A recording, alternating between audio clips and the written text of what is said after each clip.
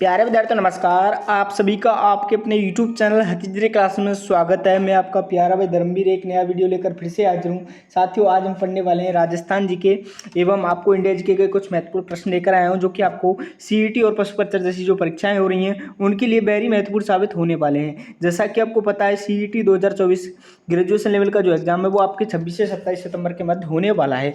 2 शिफ्टों में एग्जाम होगा, तो उनके लिए जो महत्वपूर्ण जो प्रश्न बनते हैं उनके लिए मैं एक क्लास लेकर आया हूँ। तो सभी विद्यार्थी पहले तो चैनल को सब्सक्राइब करें, जो नए जुड़ रहे हैं क्लास को लाइक करें। जैसा कि आपको पता है, मेरे जो पुराने विद्यार्थी उनको सभी को पता है, शाम 8 बजे हमारी रोजाना क्लास होती है। तो मैं शाम आज 8 बजे फिर से आपके साथ हाजिर हूँ। एक बार क्लास को शेयर कर दीजिए, लाइक कर दीजिए और कमेंट करके बताते रहिए। मैं आपके कमेंट्स पढ़ूंगा लेकिन नाम नहीं ले पाऊंगा। तो सभी विद्यार्थी को नाम नहीं लूंगा, सभी के बिल्कुल अच्छे आंसर आएंगे तो मैं बिल्कुल गुड देते चलूंगा। तो चलिए बिना देर की क्लास को स्टार्ट करता हूँ। साथियों, इस क्लास का पहला देखो अपना ये एक मिनट और लेना चाहूँगा। ये अपना हेल्पलाइन नंबर है, कौन सा 7691833851। इस नंबर पे अगर आप व्हाट्सएप पर मैसेज करते हैं तो अगर किसी भी प्रश्न में डाउट है तो बेहिचक आप इस नंबर पे पूछ सकते हैं। बाकी इस नंबर पे मैसेज करते ही आपको ग्रुप लिंक मिल जाएगी। ग्रुप लिंक जरूर ज्वाइन कर लेना, क्योंकि आपकी क्लास की पीडीएफ वहीं पर उपलब्ध होती है। साथियों, पहला प्रश्न है, नवंबर 2022 में आयोजित G20 क्या भाई G20 के 17वें शिखर सम्मेलन का आयोजन स्थल जो था वो कहाँ पे हुआ था ना। G20 का 17वें जो शिखर सम्मेलन हुआ, जो आयोजन हुआ था वो कहाँ पे हुआ था। ऑप्शन है, बालू इंडोनेशिया में हुआ, पेरिस फ्रांस में हुआ, ताइवान में हुआ या फिर कोलंबो श्रीलंका में हुआ। तो साथियों कहाँ पे हुआ था, देखो भाई इसका जो आयोजन हुआ G20 17वें सम्मेलन का, ये हुआ था बालू इंडोनेशिया में। कहाँ पे हुआ, बालू इंडोनेशिया में। तो आपका ऑप्शन नंबर जो ए है ना वो क्लियरली करेक्ट हो जाएगा। तो साथियों ऑप्शन नंबर 1 को लॉक करें। चलिए अगला प्रश्न अपन देखते हैं। अगला प्रश्न क्या रहने वाला है, एक बार क्लास को शेयर कर दी से विद्यार्थी। साथियों अगला प्रश्न है अपना, 13 नवंबर 2022 को आयोजित T20 वर्ल्ड कप जो हुआ था उसमें वर्ल्ड कप की विजेता जो टीम थी वो कौन थी। यानी T20 वर्ल्ड कप में आपका 13 नवंबर 2022 को कौन सा हुआ था, T20 वर्ल्ड कप खेला गया था, जिसमें कौन सी टीम क्या है विजय हुई थी, यानी किस टीम ने विजय प्राप्त की थी, किसने T20 वर्ल्ड कप जीता था। तो ये आपको कमेंट में बताना है। फटाफट से कमेंट करके आंसर बताते रहिए। सभी विद्यार्थियों के काफी अच्छे और कमेंट आ रहे हैं और आंसर आ रहे हैं। ऑप्शन है पाकिस्तान, ऑप्शन भी होगा इंग्लैंड, भारत या फिर श्रीलंका। फटाफट से कमेंट करके आंसर बताइए। तो साथियों ये जीता था इंग्लैंड ने। कौन सा भाई 2022 का जो आपका 2022 का जो वर्ल्ड कप जीता था T20 वो जीता था इंग्लैंड ने। तो आपका ऑप्शन नंबर जो बी है ना वो क्लियरली करेक्ट हो जाएगा। चलिए अगला प्रश्न अपन देखते हैं। बड़ा ही महत्वपूर्ण प्रश्न जो कि आपको परीक्षा की दृष्टि से महत्वपूर्ण रहने वाला है। अगले प्रश्न का आंसर बताएंगे। 16 नवंबर 2022 को इंडोनेशिया ने किस देश के आधिकारिक तौर पर G20 की अध्यक्षता सौंपी थी। यानी 16 नवंबर 2022 को जो इंडोनेशिया में क्या हुआ था, 17वां शिखर सम्मेलन हुआ था, उसकी आधिकारिक तौर पर जो G20 की अध्यक्षता सौंपी थी वो किस देश को सौंपी थी। फ्रांस को सौंपी, अमेरिका को, भारत को या फिर ताइवान को। फटाफट से कमेंट करके आंसर बता दी किसे सौंपी थी। तो साथियों भारत एक ऐसा देश है जिसे 16 नवंबर 2022 को इंडोनेशिया ने क्या सौंपी थी, आधिकारिक तौर पर G20 की क्या सौंपी, अध्यक्षता सौंपी। तो यहाँ पे आपका ऑप्शन नंबर जो सही है, यानी 3 नंबर का ऑप्शन है वो क्लियरली करेक्ट हो जाएगा। तो 3 को लॉक करिए। चलिए अगले प्रश्न देखते हैं। सभी का बिल्कुल करेक्ट अच्छे आंसर आ रहे हैं। अगला प्रश्न लेने वाला है अपना, राजस्थान में मनरेगा मेट यानी नरेगा मेट की प्रतिदिन मजदूरी को बढ़ाकर जो कितना किया गया है। यानी मनरेगा मेट की जो प्रतिदिन मजदूरी हुआ करती थी ना, यानी नरेगा कहते हैं, गाँव में क्या कहते हैं, नरेगा। तो नरेगा मेट की प्रतिदिन की जो मजदूरी थी पहले कितनी थी और अब कितना कर दिया गया, ये आपको बताना है। बताओ कितना की गई है, 240, 235 या फिर 237 या फिर 250। फटाफट से कमेंट करके आंसर बता दीजिए। तो साथियों अभी कितनी कर दी गई है, अभी प्रतिदिन 240 रुपये मिलते हैं। कितने मिलते हैं, 240 रुपये प्रतिदिन मिलता है। पहले कम मिलते थे। तो यहाँ पे आपका ऑप्शन नंबर जो ये है वो क्लियरली करेक्ट हो जाएगा। चलिए अगला प्रश्न देखते हैं। ये मॉडल पेपर नंबर 2 हमारा रहने वाला है। इससे पहले अपन एक मॉडल पेपर क्लियर कर चुके हैं, जिसकी वीडियो की लिंक आपको डिस्क्रिप्शन में मिल जाएगी। अगला प्रश्न है अपना, G20 के 400 मैच खेलने वाला कौन सा पहला भारतीय खिलाड़ी था। यानी G20 के 400 मैच खेलने वाला पहला भारतीय खिलाड़ी हमसे पूछ रहा है। पहला भारतीय खिलाड़ी का नाम बताओ जिसने T20 के 400 मैच खेल चुका था। विराट कोहली ने खेले, रोहित शर्मा ने, युवराज ने या फिर रविंद्र जडेजा ने। फटाफट से कमेंट करके बता दो। तो साथियों आपको तो पता ही है, अपने जो क्रिकेट का किंग है वो किसे कहते हैं, रोहित शर्मा को कहते हैं। रोहित शर्मा ने कितने मैच खेले थे भाई, T20 के 400 मैच पूरे खेल चुके हैं। कितने खेल चुके हैं, 400 मैच खेल चुके हैं। तो यहाँ पे आपका ऑप्शन नंबर जो बी है वो क्लियरली करेक्ट हो जाएगा। करंट अफेयर का प्रश्न है, बड़ा ही महत्वपूर्ण प्रश्न है।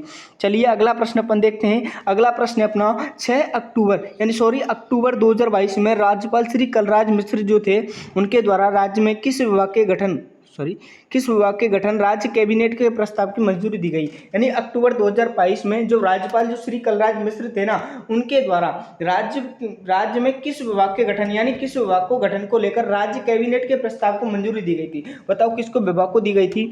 सहकारिता विभाग को, शांति और अहिंसा विभाग को, या फिर नगरीय विकास विभाग को, या फिर आपके सत्य और अहिंसा विभाग को। फटाफट से सभी विद्यार्थी कमेंट करके बता दीजिए। तो साथियों वो जो दी गई थी प्रस्ताव जो मंजूरी दी गई वो दी गई थी शांति और अहिंसा विभाग को। किसको भाई, शांति और अहिंसा विभाग को दी गई।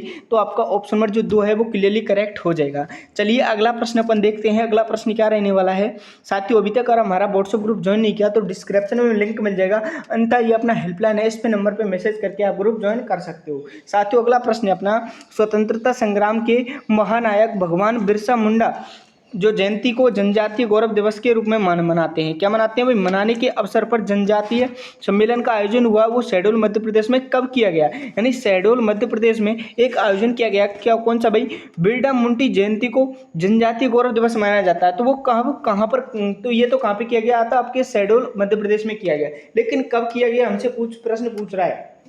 तो ये 15 नवंबर 2022 को, 17 नवंबर 2022 को, 5 नवंबर 2022 को, या फिर 20 नवंबर 2022 को। फटाफट से कमेंट में आंसर छाप दो। सभी विद्यार्थी सभी के काफी अच्छे और करेक्ट आंसर आ रहे हैं। साथियों आंसर रहने वाला है आपके 7वें नंबर के प्रश्न का 15 नवंबर 2022 को। कभी 15 नवंबर 2022 को शहडोल मध्य प्रदेश में क्या है, ये जनजातीय जो सम्मेलन हुआ इसका आयोजन किया गया था। यहाँ पे आपका ऑप्शन नंबर जो ए है ना वो क्लियरली करेक्ट हो जाएगा। चलिए अगला प्रश्न अपन देखते हैं। अगला प्रश्न क्या रहने वाला है। सभी विद्यार्थी एक बार थम्स अप से क्लास को लाइक कर दीजिए। अगला प्रश्न है, फीफा वर्ल्ड कप 2022 का आयोजन जो स्थल था वो कौन सा था। यानी फीफा वर्ल्ड कप जो 2022 का जो T20 वर्ल्ड कप खेला गया वो कहां पर आयोजित किया गया, कब से कब खेला गया भाई, 20 नवंबर 2022 से 18 दिसंबर 2022 तक खेला गया था ना, बिल्कुल खेला गया था। सर जी फटाफट से बता दो क्या आंसर रहने वाला है यहाँ पे। बिल्कुल, तो इसका आयोजन जो स्थान हुआ वो सिडनी में हुआ, तुरीन में हुआ, कतर में हुआ, या फिर नेपियर में हुआ। फटाफट से कमेंट करके बता दो साथियों क्या आंसर रहने वाला है। बिल्कुल सभी का बिल्कुल करेक्ट आंसर आ रहा है, कतर में आयोजन हुआ था। कहाँ पे भाई, कतर में आयोजन हुआ। कतर आपका बिल्कुल करेक्ट हो जाएगा। ऑप्शन नंबर 3 आपको बिल्कुल करेक्ट करना है। चलिए अगला प्रश्न अपन देखते हैं। अगला प्रश्न क्या रहने वाला है। एक बार सभी विद्यार्थी को इंडिया जीके का बहुत महत्वपूर्ण योगदान है सीईटी की परीक्षा में। अगर आप सीईटी जैसी प्रति परीक्षा को पास कर लेते हो तो अभी अपने जो नोटिफिकेशन आया है कि पहले 500 पदों पर राजस्थान पुलिस में भर्ती होने वाली थी, अब उनको बढ़ाकर कितना कर दिया गया, 9000। यानी आपको भी राजस्थान पुलिस में नौकरी मिल सकती है अगर आप हमारी क्लासों को रोजाना देखते हो तो। और आपकी किसकी भाई, पटवारी की और ग्राम सेवक की भर्तियां भी निकल रही हैं। तो साथियों चैनल से जुड़े रहिए, चैनल को सब्सक्राइब कर लीजिए। सभी भर्तियों की तैयारी हमारे चैनल पर करवाई जाती है। अगला प्रश्न, इंडिया मोबाइल कॉन्फ्रेंस 2022 के कार्यक्रम मंच में 5G सेवा के लिए आरंभ में कितने शहरों को चुना गया था। यानी इंडिया मोबाइल में कॉन्फ्रेंस 2022 का जो कार्यक्रम हुआ उसमें मंच में 5G मोबाइल जो है 5G सेवा के लिए आरंभ जो किया गया वो कितने शहरों को फर्स्ट में चुना गया था। 13 शहरों को, 15 शहरों को, या फिर 18 शहरों को, या फिर 20 शहरों को। फटाफट से कमेंट में आंसर छाप दो। सभी विद्यार्थियों में आंसर देख रहा हूं। साथियों यहाँ पे कितने शहर चुने हुए थे, साथ ही 13 शहर चुने गए थे। किसके लिए, 5G जो सेवा थी उसको आरंभ करने के लिए 13 शहर चुने गए। तो 13 आपका बिल्कुल करेक्ट हो जाएगा। क्या हो जाएगा आपका 13 जो है वो बिल्कुल करेक्ट हो जाएगा। ऑप्शन नंबर 1 को लॉक करेंगे। चलिए अगला प्रश्न अपन देखते हैं। अगला प्रश्न क्या रहने वाला है, अगला बताएंगे सी विद्यार्थी। अगला प्रश्न है, राजस्थान की पहली digital university Rajiv Gandhi fintech digital institute का शिलान्यास 13 नवंबर 2022 को कहां पर किया गया था। यानी राजस्थान की एक पहली यूनिवर्सिटी जो कौन सी थी, यूनिवर्सिटी राजीव गांधी फिनटेक, इसका डिजिटल इंस्टीट्यूट का जो शिलान्यास किया गया 13 नवंबर 2022 को किया गया था। ये कहां पर किया गया था, ये हमसे प्रश्न पूछ रहा है। बताओ भाई, जयपुर में, जोधपुर में, उदयपुर में, या फिर सीकर में। फटाफट से कमेंट में आंसर छाप दो। बड़ा ही महत्वपूर्ण और टॉप प्रश्न है। तो साथियों इसका आयोजन किया गया था आपके जोधपुर में। कहां पर किया गया भाई, जोधपुर में किया गया। तो साथियों आपका ऑप्शन नंबर जो बी है ना वो क्लियरली करेक्ट हो जाएगा। चलिए अगला प्रश्न अपन देखते हैं। अगला प्रश्न क्या रहने वाला है। सभी के बिल्कुल करेक्ट आ रहे हैं। दिल गार्डन हो जाता है जब आप क्या देते हो, करेक्ट आंसर देते हो। अगला प्रश्न है, प्रदेश की किस खिलाड़ी को BBC यानी Indian sports woman of the year की अवार्ड के लिए नामित किया गया है। यानी प्रदेश की एक ऐसी खिलाड़ी का नाम बताना है जिसको BBC इंडियन, किसके लिए, BBC इंडियन यानी Indian sports woman of the year award के लिए क्या किया गया, नामित किया गया, यानी उनको अवार्ड दिया गया। कृष्णा नांगल नाम है, या फिर अपूर्वी चंदेला है, या फिर अवनी लेखरा है, या फिर मोनिका पटेल है। फटाफट से कमेंट में आंसर छाप दो साथियों क्या आंसर रहने वाला है। तो अवनी लखेरा को, किसको भाई, अवनी लखेरा को क्या BBC Indian sports woman of the year का अवार्ड यानी पुरस्कार दिया गया है। तो यहाँ पे आपका ऑप्शन नंबर जो 3 है ना वो क्लियरली करेक्ट हो जाएगा। चलिए अगला प्रश्न अपन देखते हैं। तो भाई संघर्ष अभी जारी है, सपने होंगे सच, हथीजरी क्लासेज आपके सपनों को साकार करवाने वाला है। अगला प्रश्न, राजस्थान की एकमात्र फुटबॉल खिलाड़ी कौन है जिन्हें गूगल ने अपने विज्ञापन में पोस्टर महिला आइकॉन बनाकर सम्मान किया है।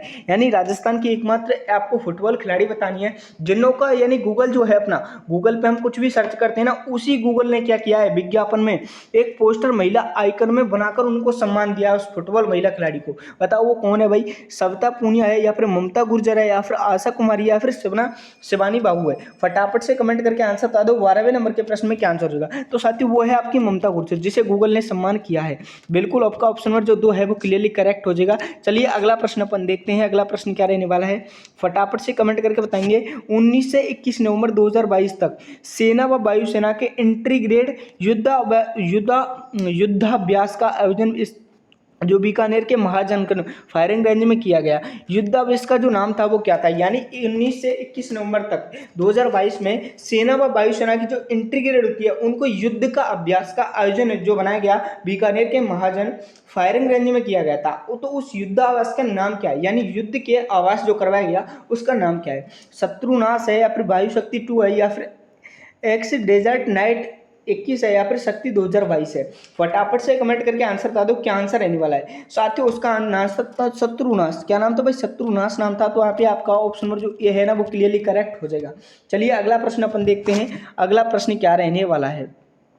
साथियों अगला प्रश्न आ चुका है हमारे मध्य कि भारत माता यानी भारतमाला है। भारतमाला प्रोजेक्ट के तहत पश्चिमी सीमा के पाम निर्माण के अधीन economic corridor Amritsar Jamnagar express way को कितना भाग राजस्थान से गुजर रहा है, यानी कितना % भाग जो क्या है भारत माता प्रोजेक्ट के तहत ये आपकी एक्सप्रेस का नाम बताया गया। अमृत जामनगर एक्सप्रेस को कितना भाग जो है वो राजस्थान से होकर गुजरता है। बताओ भाई 1224 किलोमीटर, 636 किलोमीटर, 856 किलोमीटर या फिर 585 किलोमीटर।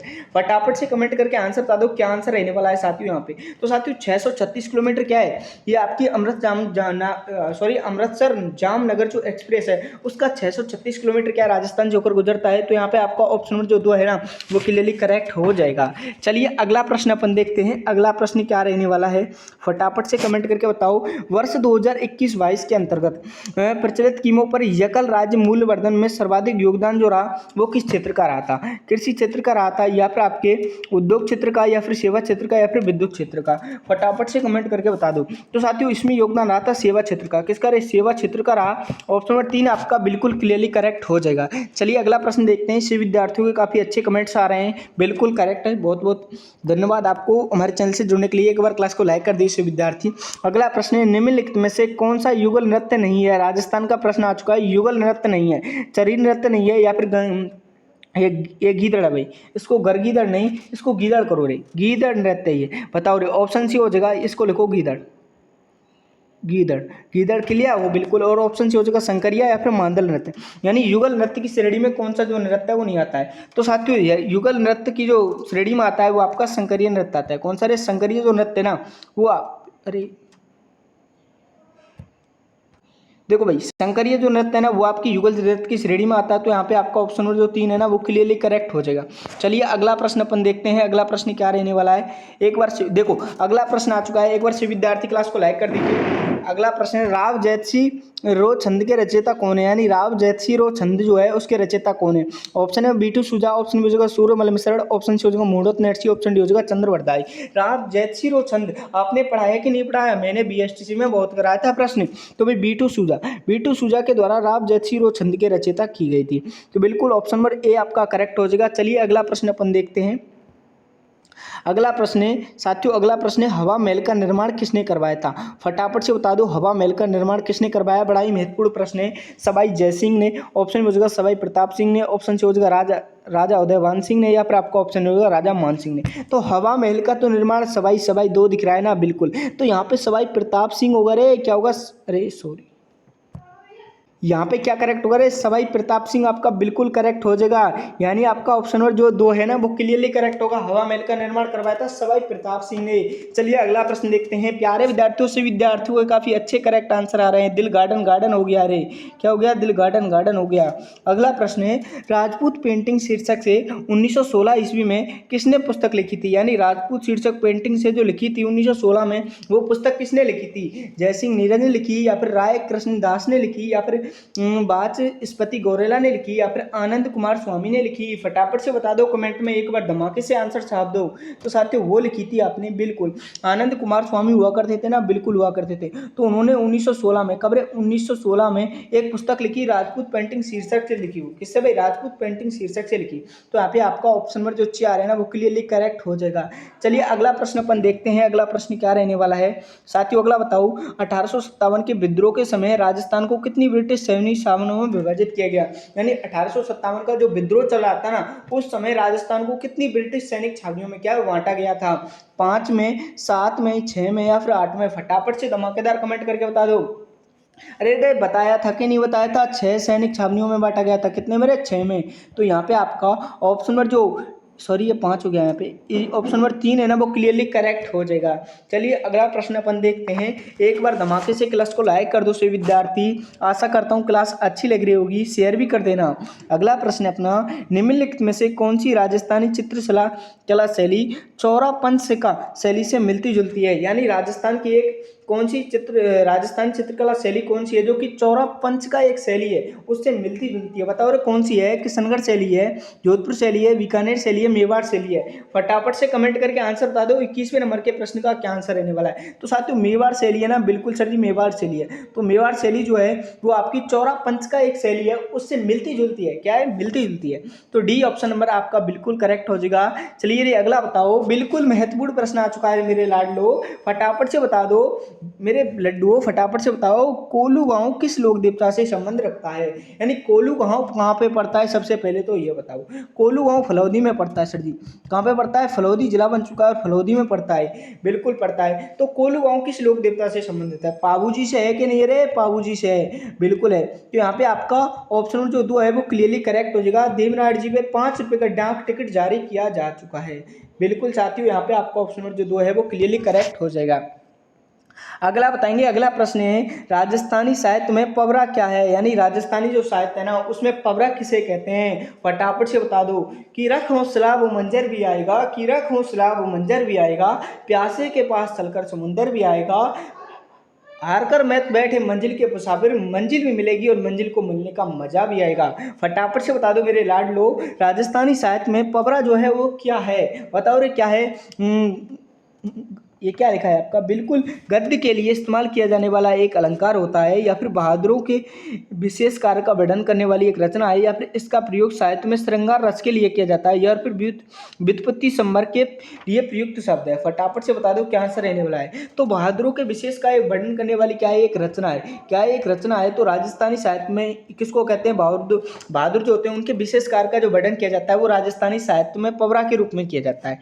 तो यहाँ पे आपका ऑप्शन नंबर जो 2 है ना वो क्लियरली करेक्ट हो जाएगा। चलिए अगला बताएंगे। अगला प्रश्न क्या रहने वाला है साथियों। अगला प्रश्न है अपना, राजस्थान की किस रियासत में ब्लू पोट्री को संरक्षण दिया गया है। यानी राजस्थान की किस रियासत में ब्लू पोट्री को संरक्षण किस में दिया गया है। मैं पहले भी बता चुका हूँ, फटाफट से बता दो। बूंदी में, उदयपुर में, जोधपुर में, या फिर जयपुर में। फटाफट से बताओ। इस क्लास की PDF आपको मिलेगी व्हाट्सएप ग्रुप पे, और ज्वाइन नहीं किया तो ये अपना हेल्पलाइन है, इस पर मैसेज करके ज्वाइन कर लेना। फटाफट से बता दो साथियों। तो साथियों ये आपकी ब्लू पोट्री को संरक्षण दिया गया है जयपुर में। कहाँ पे दिया गया, जयपुर में। तो यहाँ पे आपका ऑप्शन नंबर जो 4 है ना वो क्लियरली करेक्ट हो जाएगा। चलिए अगला प्रश्न देखते हैं साथियों इस क्लास का नेक्स्ट अगला प्रश्न है अपना, सीकर आंदोलन की उल्लेखनीय महिला नेता कौन थी। यानी सीकर जो आंदोलन हुआ उसकी उल्लेखनीय महिला नेता कौन थी रे। दापी दादी थी, किशोरी देवी थी, जानकी देवी आजाद थी, या फिर आपकी अंजना देवी चौधरी थी। फटाफट से बता दो 25वें नंबर के प्रश्न में फटाफट से। तो साथियों सीकर आंदोलन की उल्लेखनीय महिला जो नेता थी ना वो अपनी किशोरी देवी थी। कौन रही थे, किशोरी देवी थी। तो ये आपका ऑप्शन नंबर जो 2 है ना वो क्लियरली करेक्ट हो जाएगा। चलिए अगला बताएंगे। अगला प्रश्न क्या रहने वाला है, बिल्कुल इंपॉर्टेंट सा प्रश्न आ चुका है जो कि आपको परीक्षा में छपने वाला है। धौलपुर प्रजामंडल के प्रथम अध्यक्ष कौन थे। यानी धौलपुर प्रजामंडल जो था ना उसके प्रथम अध्यक्ष कौन थे। माणिकलाल वर्मा थे, विधि शंकर त्रिवेदी थे, कृष्णदत्त पोलीवाल थे, या फिर आपका या फिर आपका मास्टर आदित्येंद्र थे? फटाफट से बताओ धौलपुर प्रजा मंडल के प्रथम जो अध्यक्ष थे ना वो कौन थे? बिल्कुल कमेंट में छाप दो मेरे लाडलो, बिल्कुल इंपॉर्टेंट प्रश्न है। कृष्णदत्त पॉलीबॉल बताया था कि नहीं बताया था? बिल्कुल बताया था। तो यहाँ पे आपका ऑप्शन नंबर 3 बिल्कुल करेक्ट हो जाएगा। चलिए अगला प्रश्न देखते हैं। इस क्लास का नेक्स्ट और अंतिम जो प्रश्न है वो है स्वतंत्रता सेनानी हीरालाल शास्त्री राजस्थान के किस जिले थे? यानी स्वतंत्रता जो सेनानी थे ना हीरालाल शास्त्री वो राजस्थान के किस जिले से निवास करते थे? जयपुर से, बीकानेर से, उदयपुर से, कोटा से? फटाफट से बता दो रे क्या आंसर रहने वाला है साथियों। बिल्कुल भी इंपॉर्टेंट प्रश्न है। तो साथियों जयपुर में रहते थे। कहाँ पे रहते थे? जयपुर में रहते थे। बिल्कुल। तो यहाँ पे आपका ऑप्शन नंबर जो ए है ना वो क्लियरली करेक्ट हो जाएगा। तो साथियों उम्मीद करता हूँ आपको वीडियो अच्छी लगी होगी। तो वीडियो अच्छी लगी तो क्लास को लाइक कर जाना, एक छोटा सा प्यारा सा कमेंट जरूर छोड़ के जाना है, जिससे मैं अगली क्लास लेके आऊँ, मैं उसी स्तर से लेके आऊँ। अगर इस क्लास में आपकी 27 में से 25 भी सही हुए ना तो ये मान लो आपके सरकार ने तो मांगे है 40% और हम दिलाएंगे आपके लिए 70%। कितना दिलाएंगे? 70%। तो चैनल से जुड़े रहिए, मिलते हैं अगली क्लास के साथ। तब तक के लिए बने रहिए हाथीजरिया क्लासेस यूट्यूब चैनल पर। धन्यवाद।